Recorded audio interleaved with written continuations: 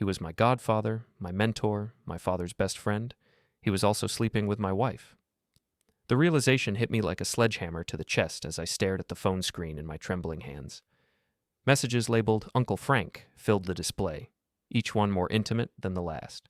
3 years of marriage, 15 years of friendship, a lifetime of trust, all crumbling in the span of 30 seconds. I'm Garrett Voss, 39 years old, and until this moment, I thought I understood the people closest to me. My wife Elise had asked me to grab her phone from the kitchen counter to check the weather while she showered. Simple request, innocent enough. The phone buzzed with a new message just as I picked it up, and the preview made my stomach drop. Missing you already, beautiful. Tonight was incredible. From Uncle Frank, Frank Connolly, the man who baptized me, who taught me how to throw a curveball, who walked me through my first business plan when I started my construction consulting firm. The man my father called brother. My hands moved without conscious thought, scrolling through weeks of messages. The progression was nauseating, starting with seemingly innocent check-ins about family events, gradually becoming more personal, then crossing every line that mattered. Hotel room numbers, times when I'd be out of town, detailed discussions about their encounters in places that should have been sacred to our family. The shower was still running upstairs. Elise's voice drifted down, humming some tune I didn't recognize. How long had she been humming songs for another man? I took screenshots. Every single message. My finger moved mechanically across the screen, capturing evidence of a betrayal so complete it felt surreal. Frank Connolly, the man who'd given the toast at our wedding, who'd helped me pick out Elise's engagement ring, who'd been like a second father to me after my mother passed away 5 years ago. The water shut off upstairs. I placed the phone exactly where I'd found it and walked to my workshop in the basement. My hands were steady now, but my mind was racing through possibilities. Confrontation seemed obvious, but something held me back. Maybe it was the businessman in me, the part that had learned to gather all the facts before making any moves. Maybe it was something deeper. Frank Connolly wasn't just any man. In our mid-sized city of Millbrook, he was the unofficial mayor, the guy who knew everyone and controlled more than most people realized. He owned 3 restaurants, had interests in half the construction projects in town, and sat on every board that mattered. When people needed things done, they called Frank. But Frank's power had always rested on something most people didn't know. My father, Elias Voss, had built half the city in the 70s and 80s. The connections, the relationships, the quiet understandings that made business work, they all traced back to my old man. Frank had been Dad's right hand, his front man, his public face. But the real foundation, the bedrock of influence that Frank stood on, belonged to the Voss family. I spent 3 days in a strange kind of suspended animation. Elise continued her routine, kissing me goodbye in the mornings, asking about my day over dinner, curling up next to me in bed at night. Frank called twice, once to invite us to a charity fundraiser, once to ask about a potential project. Both times I answered normally, made appropriate responses, gave no indication that anything had changed. But everything had changed. I found myself studying Elise with new eyes, noticing things I'd somehow missed. The way she checked her phone constantly, how she'd started going to more charity committee meetings in the evenings, the new lingerie that appeared in her drawer, items she never wore for me. Frank's behavior was different too, now that I was paying attention. The extra touches when he greeted Elise at family gatherings, the inside jokes they shared, the way his eyes followed her when he thought no one was looking. How had I been so blind? On Thursday evening, I printed out every screenshot and placed them in a manila folder. No labels, no explanations, just the evidence laid out in chronological order. The progression told its own story, the seduction, the planning, the complete disregard for everything our families had built together. Friday morning, I drove to my father's house. Dad lived in the same colonial he'd built in 1978, on 5 acres overlooking the river. At 66, Elias Voss was still sharp as a razor, still commanded respect from everyone who knew him. He'd officially retired from the construction business 10 years ago, but his phone still rang constantly with people seeking advice, connections, or simply his blessing on their projects. I found him in his workshop, restoring an antique rocking chair. He looked up when I entered, and something in my expression made him set down his sandpaper. "What's wrong, son?" I handed him the folder without speaking. Dad opened it slowly, his weathered hands careful with the papers. I watched his face as he read, saw the moment comprehension hit. His jaw tightened, but he kept reading. Every page. Twice. When he finished, he closed the folder and looked at me. "How long have you known?" 3 days. "Have you confronted them?" "No." He nodded slowly. "Good. That shows wisdom. He stood up, walked to his desk, and picked up his phone. Frank's been borrowing power that was never his to begin with. Time to call in the loan. I didn't ask who he called. Dad made 3 phone calls, each brief, each ending with, "I'll be in touch." Then he set the phone down and looked at me again. This will be handled quietly. No scandal, no public embarrassment for the family name, but Frank Connolly's days of influence in this city are over. What about Elise? That's your decision to make. But son, he paused, choosing his words carefully. A woman who would betray her husband with his godfather has no honor. Whatever you decide, remember that. I drove home in a daze, not sure what to expect. But by evening, the first signs were already appearing. Frank called my house 3 times. Elise's phone rang constantly. When she finally answered one call, I heard her voice from the kitchen, tight with panic. "I don't know what you're talking about. No, I haven't heard anything. Frank, you're scaring me." She found me in the living room afterward, her face pale. "Something's wrong with Frank. He's talking crazy, saying people are turning against him. Have you heard anything?" I looked at my wife, really looked at her, the woman I'd promised to love and honor, the woman who'd been meeting my godfather in hotel rooms while I worked 60-hour weeks to build our future. "No," I said, "I haven't heard anything." But I had heard something. I'd heard the sound of Frank Connolly's world beginning to crumble, and it was the sweetest music I'd ever experienced. Saturday morning brought the first visible signs of Frank's fall. I was drinking coffee on our back porch when my phone buzzed with a text from Tony Martinez, my oldest friend and the guy who handled security systems for half the businesses in town. "Dude, what's going on with Frank? 3 clients called this morning asking me to remove him from their emergency contact lists. City Hall's been buzzing since yesterday." I didn't reply. Instead, I watched Elise through the kitchen window as she paced while talking on her phone. Even from a distance, I could see the tension in her shoulders, the way she kept running her free hand through her hair. The call ended, and she came outside. "Garrett, something strange is happening. Frank's wife Linda called me crying. She says people are canceling meetings with him, that the mayor's office won't return his calls. Do you know anything about this?" I sipped my coffee and met her eyes. "Why would I know anything about Frank's business problems?" "Because your father—" She stopped herself. "Because my father what?" "Nothing. Never mind." But her face had gone even paler. Elise was many things, but she wasn't stupid. She understood how power worked in Millbrook, understood the quiet influence my family wielded. She was starting to connect dots. My phone rang. Frank's name on the display. I answered on the 3rd ring. "Garrett, thank goodness. I need to talk to your father. Something's happening, and I think there's been a misunderstanding." "What kind of misunderstanding?"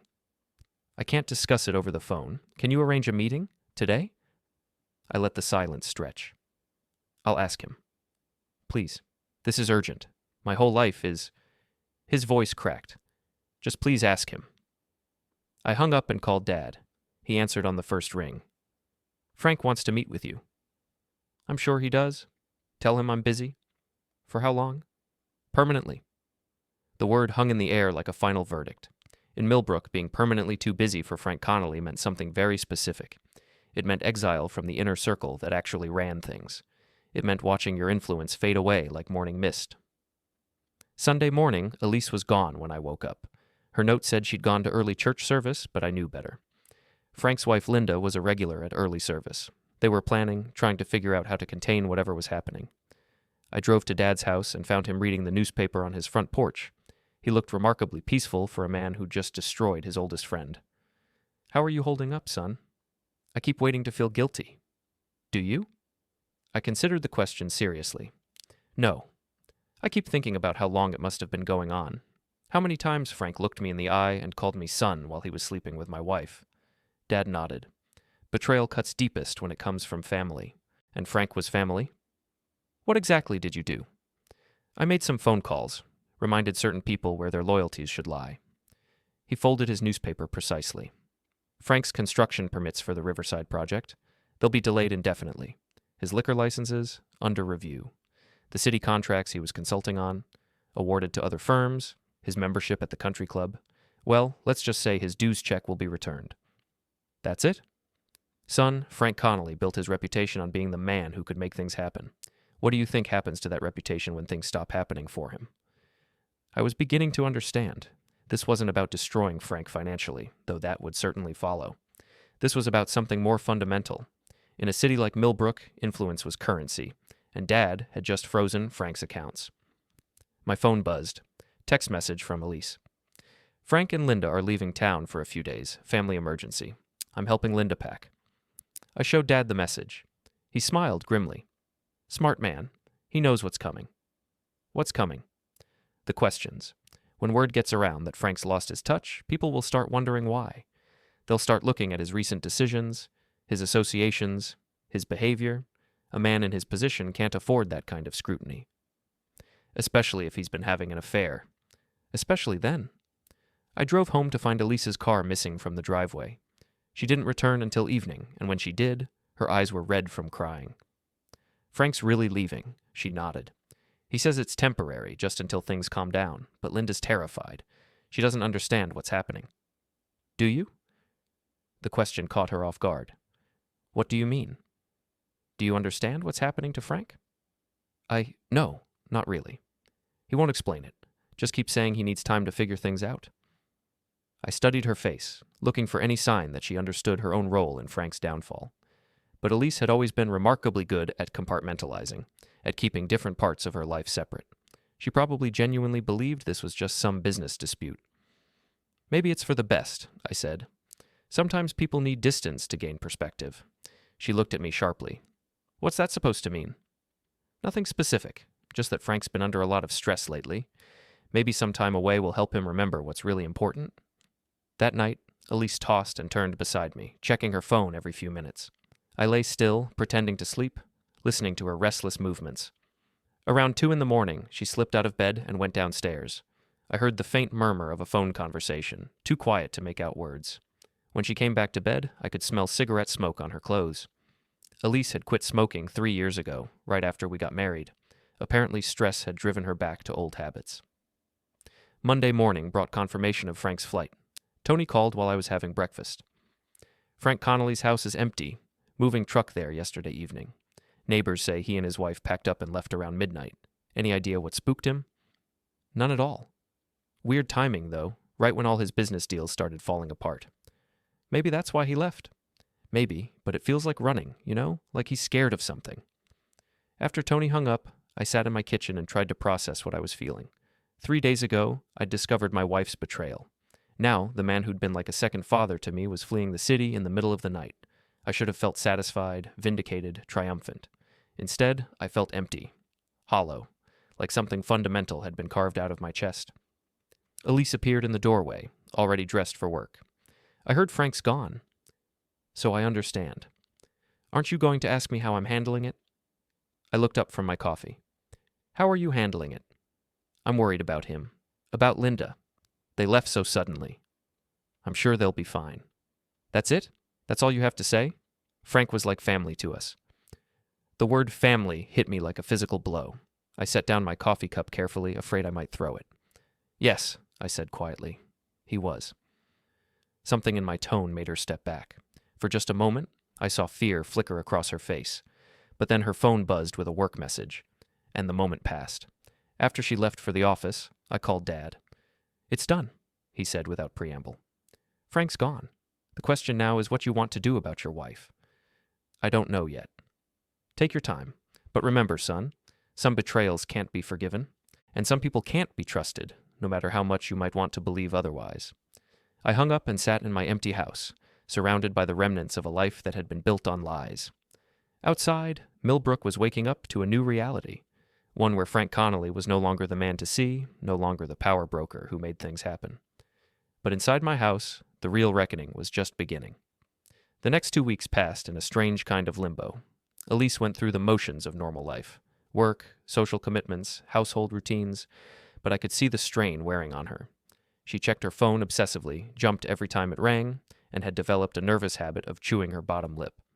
Frank's absence had created a vacuum in Millbrook's social ecosystem. The charity boards he'd chaired were scrambling to find new leadership. The business deals he'd been orchestrating stalled without his connections. The weekly poker game at the country club disbanded when half the players realized they'd only been included because of Frank's influence. I watched it all unfold with a mixture of fascination and satisfaction. Dad had been right. Frank's power had been built on borrowed foundations, and once those foundations shifted, everything else collapsed remarkably quickly. Have you heard from Frank? I asked Elise over dinner on a Thursday evening. She nearly choked on her wine. Why would I hear from Frank? You and Linda were close. I thought maybe she'd called to let you know how they're settling in wherever they went. No, nothing. She was lying, and we both knew it. But I wasn't ready to confront her directly. Not yet. My phone rang. Tony's name on the display. You're not going to believe this, he said when I answered. Remember that security system I installed at Frank's restaurant downtown? The new manager called today asking me to change all the access codes. Apparently Frank sold the place last week. Didn't even tell the staff. They found out when the new owner showed up this morning. He sold Romano's? That was Frank's flagship restaurant, the place where half of Millbrook's business deals were negotiated over expensive steaks and wine. Not just Romano's. Word is he's liquidating everything. The restaurant group, his stake in the construction company, even his share of the golf course development. Everything. After Tony hung up, I sat staring at my phone. Frank wasn't just running, he was burning bridges behind him. That suggested either complete panic or careful planning. Given what I knew about Frank, panic seemed more likely. Who was that? Elise asked. Tony. He was telling me about some changes at Romano's. What kind of changes? Frank sold it. The wine glass slipped from her hand, shattering on the hardwood floor. Red wine spread across the boards like spilled paint. He sold Romano's? Her voice was barely a whisper. Apparently, along with most of his other businesses. She stared at the broken glass, not moving to clean it up. But that place was his life. He'd never sell it unless... Unless what? She looked up at me, and for a moment I saw real fear in her eyes. Unless he was never planning to come back. That night I heard her crying in the bathroom. Soft, muffled sobs that she thought I couldn't hear through the closed door. Part of me wanted to comfort her, to fall back into the familiar patterns of our marriage. But every time I felt that impulse, I remembered the messages on her phone, the casual way she'd betrayed everything we'd built together. Friday morning brought another revelation. I was at my office when my secretary buzzed me. Mr. Voss? There's a Linda Connolly on line 2. She says it's urgent. I stared at the blinking light for a long moment before picking up. Linda? Garrett, thank goodness. I need your help. Her voice was shaky, desperate. Frank won't tell me what's happening. We're staying in some awful motel outside Pittsburgh, and he spends all day on the phone trying to salvage his businesses. He's talking about moving to Florida permanently, starting over completely. What happened in Millbrook? What scared him so badly? I don't know, Linda. Maybe you should ask him. I have. He won't tell me anything. Just keeps saying he made mistakes, that he can't go back. Garrett, please, can you talk to your father? Whatever happened between them, surely it can be worked out. Frank's family. He's been like a brother to your dad for 30 years. The word brother hit me like a punch to the gut. Some mistakes can't be worked out, Linda. What does that mean? What mistake could be so terrible that... She stopped mid-sentence. When she spoke again, her voice was different, smaller. Oh, God. Is this about another woman? I didn't answer. It is, isn't it? Frank's been having an affair. She was crying now. That's why we had to leave. That's why your father won't take his calls. Who is she, Garrett? Who's the woman who destroyed my marriage? I closed my eyes. Linda Connolly was a good woman who'd been married to Frank for 28 years. She'd raised 2 children, supported his career, played the perfect wife at countless business dinners and charity events. She deserved better than this. I can't help you, Linda. I'm sorry. I hung up before she could respond. That evening, Elise was waiting for me when I got home. She was sitting on the couch, still in her work clothes, holding her phone.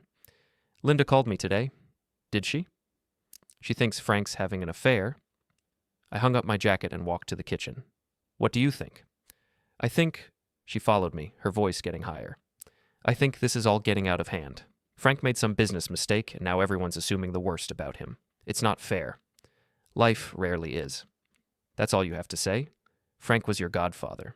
He loved you like a son. I turned to face her. Did he? Because from where I'm standing, it seems like Frank's definition of love was pretty flexible. She went very still. What's that supposed to mean? It means that sometimes the people we trust most are the ones who hurt us deepest. For a moment, I thought she might confess. Her mouth opened, and I saw something like truth flickering in her eyes. But then her phone buzzed with a text message, and the moment passed. I'm going upstairs, she said. I have a headache. I spent the evening in my workshop, ostensibly organizing tools, but really just trying to process everything that had happened. In the span of 2 weeks, my entire world had shifted. My marriage was revealed as a sham, my godfather was exposed as a betrayer, and my father had demonstrated a capacity for ruthless action that I'd never fully appreciated. But there was something else, something I was only beginning to understand. For the first time in my adult life, I felt truly powerful.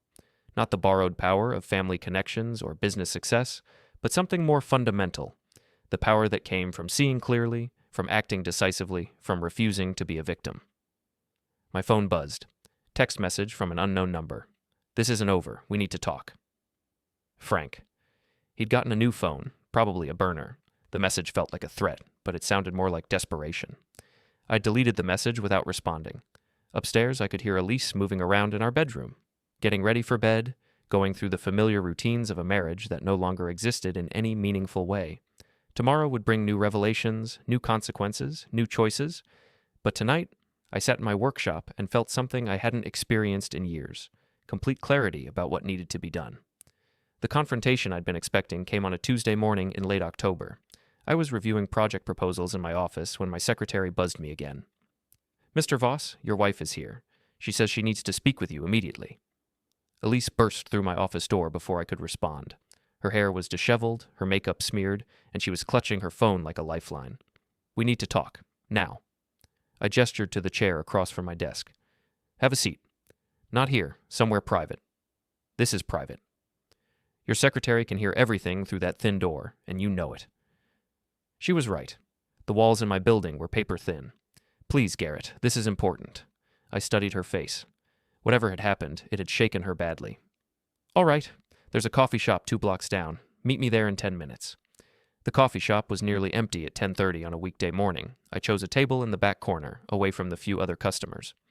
Elise arrived 5 minutes after me, looking even more frazzled than she had in my office. "Frank called me," she said without preamble. "Did he?" "He's coming back to Millbrook tonight. He wants to meet with your father." "That seems unwise." "Garrett, please. I need you to help me understand what's happening. Frank says your father has turned the entire city against him over some misunderstanding. He says he can't even sell his remaining properties because no one will work with him. What kind of misunderstanding could cause that?" I sipped my coffee and watched her face. She was genuinely confused, genuinely frightened.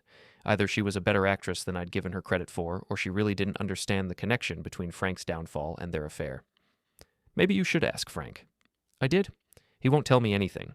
He just keeps saying that he made a mistake, that he hurt someone he cared about, but he won't explain what he did or who he hurt." "And you can't think of anyone Frank might have hurt recently?" She shook her head. "That's what's so crazy about all this. Frank's always been so careful about his relationships, so diplomatic. I can't imagine him doing something serious enough to warrant this kind of response." I set down my coffee cup and leaned back in my chair. "Elise, do you love me?" The question caught her completely off guard. "What? Of course I love you. Why would you ask that?" "Because I'm trying to understand something. If you love me, if our marriage matters to you, then certain things should be unthinkable. Certain lines should never be crossed." "I don't understand what you're getting at." "I think you do." She stared at me for a long moment, and I saw the exact instant when understanding dawned. Her face went white, then red, then white again. "Oh, God, you know?" "Yes." "How long have you known?" 3 weeks. She buried her face in her hands. "I'm so sorry. I never meant for it to happen. It just... Don't." My voice was sharper than I'd intended. "Don't insult my intelligence with explanations about how it just happened. Adults make choices, Elise. You made yours." It wasn't like that. Frank was going through a difficult time with Linda. They were talking about separating. He needed someone to talk to. And talking led to hotel rooms. She flinched as if I'd slapped her. "You read the messages." "Every single one." "Then you know it wasn't just physical. We have a connection, an understanding. Frank sees me in a way that you never have." The casual cruelty of that statement took my breath away. Not only had she betrayed me, but she was now trying to justify it by attacking our marriage. "How long?" I asked. "What?" "How long has this been going on? Does it matter?" "Yes." She was quiet for a long time. 8 months. 8 months. While I'd been working 16-hour days to expand my business, while I'd been planning our future, while I'd been trusting both of them completely, they'd been meeting in hotel rooms and laughing about how blind I was. "And you never thought about the consequences?" "What consequences?" "We were careful. No one was supposed to find out. I'm not talking about getting caught. I'm talking about what this would do to our families, to the relationships that have defined this community for decades. Frank was my father's best friend. He was my godfather. You were my wife. Did you ever think about what it would mean to destroy those bonds? We weren't destroying anything. You were just what? Having a little fun on the side, exploring your connection? Do you have any idea what you've done? She was crying now, but I felt no sympathy.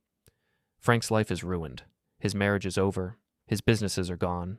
He's living in a motel outside Pittsburgh, and he's too scared to come back to the city where he was born. That's what your connection cost him. That's not my fault. Your father overreacted. Frank made a mistake, but it doesn't deserve this kind of punishment. My father protected his family. That's what fathers do. By destroying an innocent man? I laughed, and the sound was harsh even to my own ears. Innocent? Frank seduced his best friend's daughter-in-law. He betrayed 30 years of friendship for 8 months of hotel room encounters.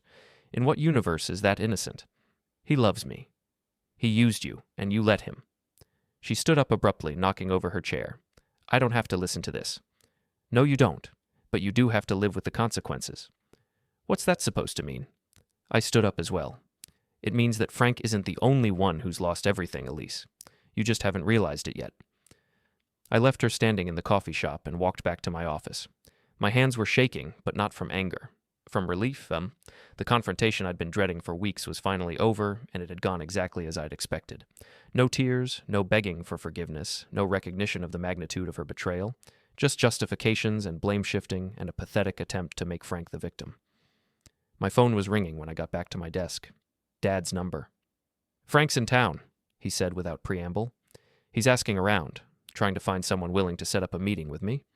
Elise told me he was coming back. She knows? She knows I know about the affair. We just had it out. How did she take it? About as well as you'd expect. She's convinced that Frank is the victim in all this. Dad was quiet for a moment. Son, I need to ask you something, and I want you to think carefully before you answer. Do you want this marriage to continue?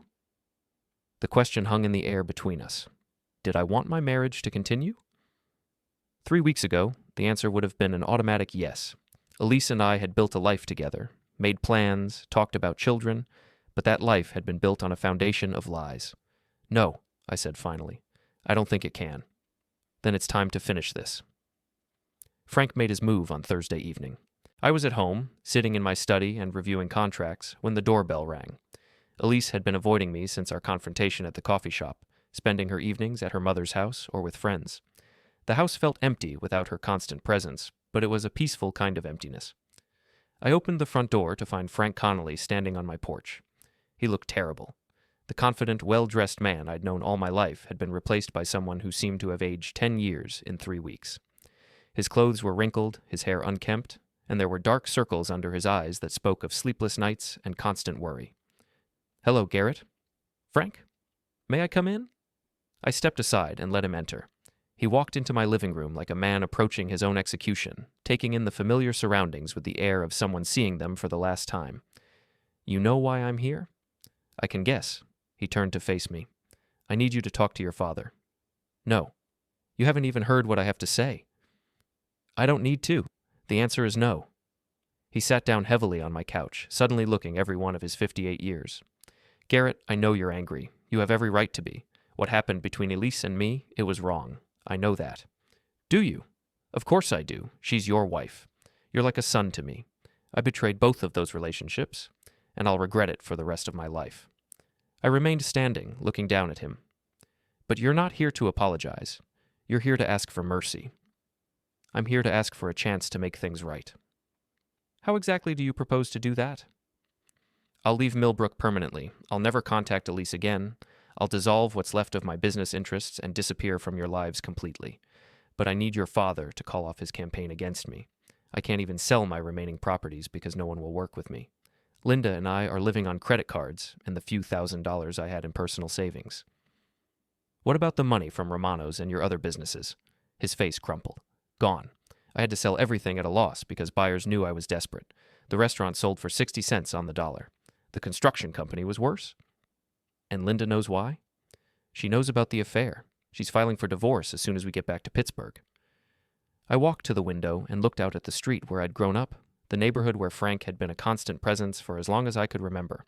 Block parties and barbecues, little league games, and high school graduations, he'd been there for all of it, playing the role of beloved uncle and family friend. "Do you remember teaching me to throw a curveball?" I asked. "Of course." "I was 12.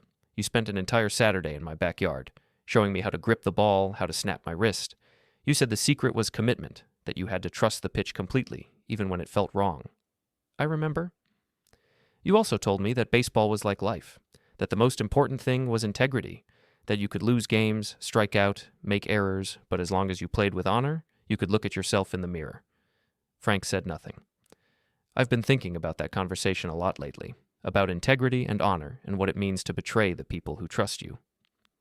"Garrett, please." "I'm not finished." I turned back to face him. "You didn't just sleep with my wife, Frank. You corrupted something pure. You took a relationship that was supposed to be sacred, godfather and godson, mentor and student, and you turned it into something ugly. It wasn't about hurting you. I never wanted to hurt you.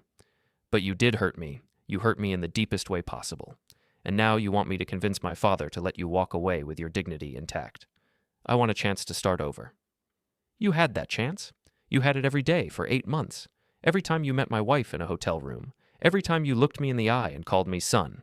Every time you sat at our dinner table and pretended to be family. You had a chance to stop, to remember who you were supposed to be. You're right. I failed.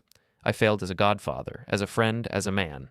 But please, don't let your father destroy what's left of my life over my mistakes." "My father isn't destroying your life, Frank. You did that yourself. He's just making sure you face the consequences."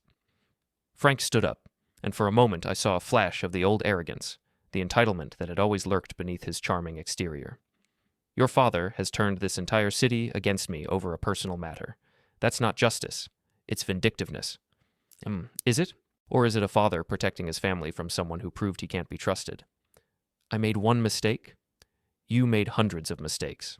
Every lie, every secret meeting, every moment you chose your own desires over your responsibilities. Don't minimize what you did by calling it one mistake." The front door opened, and Elise walked in. She stopped short when she saw Frank, then looked back and forth between us. "What's going on here?" "Frank came to ask me to intercede with Dad on his behalf," I said. "And?" I told him no. She moved to Frank's side, a gesture that spoke volumes about where her loyalties lay. "Garrett, this has gone far enough. Yes, we made mistakes, but the punishment doesn't fit the crime. Frank's lost everything." "Good." The simple word hit them both like a physical blow. Elise stepped back as if I'd struck her. "Good?" she repeated. "You think it's good that a man's life has been destroyed?" "I think it's appropriate that a man who betrayed his most sacred responsibilities should face meaningful consequences. Frank chose to risk everything for 8 months of hotel room encounters. Now he gets to live with that choice." "You're not the man I married," Elise said quietly. "You're right. The man you married was naive enough to trust both of you. That man is gone." Frank moved toward the door. "I can see this was a mistake. I'd hoped that you might find it in your heart to show some compassion, but I understand your anger." "This isn't anger, Frank. This is justice." He paused with his hand on the doorknob. "Will you at least tell your father that I came here, that I tried to make amends?"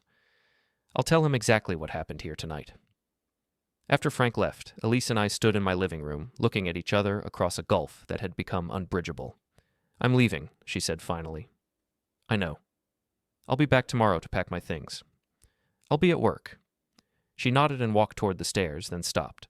"For what it's worth, I am sorry. Not for loving Frank, but for hurting you. You didn't deserve that." "No, I didn't." She went upstairs, and I heard her moving around in our bedroom, packing a bag for the night. When she came back down, she paused at the front door. "What happens now?" "Now you live with your choices, both of you." After she left, I called Dad and told him about Frank's visit. He listened without interruption, then was quiet for a long moment. "How do you feel?" he asked finally. "Empty, but not in a bad way. Like a weight has been lifted." "That's good. It means you're healing. Is it over?" "For Frank and Elise, yes. They'll leave Millbrook and start over somewhere else if they can. For you, it's just beginning." "What do you mean?" "You're free now, son. Free from lies. Free from people who didn't deserve your trust. Free to build the life you actually want instead of the life you thought you were supposed to want. That's a gift, even if it doesn't feel like one right now." I hung up and walked through my empty house, seeing it clearly for the first time in months. Tomorrow, I would change the locks. Next week, I would file for divorce. Eventually, I would rebuild my life on a foundation of truth instead of comfortable illusions. But tonight, I simply sat in my study and felt the profound relief of a man who had finally stopped pretending that his marriage was something it had never been. The reckoning was